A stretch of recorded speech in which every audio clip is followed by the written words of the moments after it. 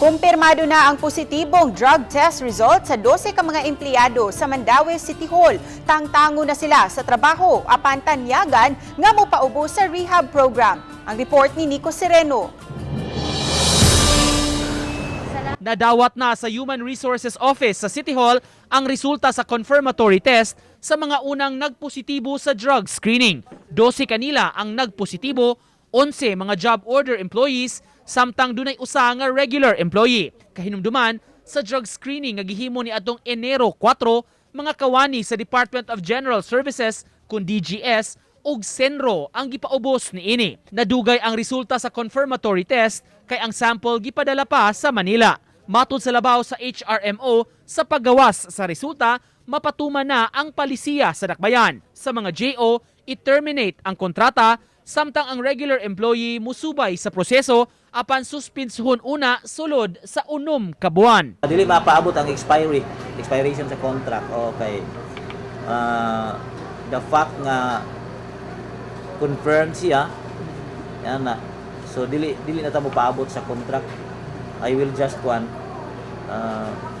notify them. Giklaro hinuon nga sa mga nagpositibo, mutanyag ang dakbayan ug assistance kanila mapaubos sa drug rehab program kung buot sila. Mamahimo sab kuno nga makonsidera pa ang ilang employment sa umaabot kung mutuman sa rehab ug malampuson nga mutapos niini. If ma-complete nila ang 6 months, diha na sila i-recommend sa either sa rehabilitation or sa outpatient recovery clinic if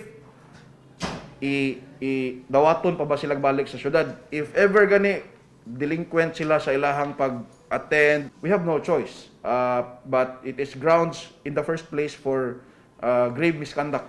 Gipasabot sa syudad, istrikto sila sa palisiya sa pagpatuman sa drug-free workplace, maong regular ang random testing nga gihimo sa lain-lain nga departamento. Na national law nga nag-require niini, aktibo sad siya nga mi execute sa mga nasudnong balaod balaod dinhi sa atong level sa syudad sa Mandaue. Kay mandate magini siya nga maka-maintain ta o drug-free nga workplace. Uban ni Godfrey Relien, Nico Sereno, Balitang Bisdak.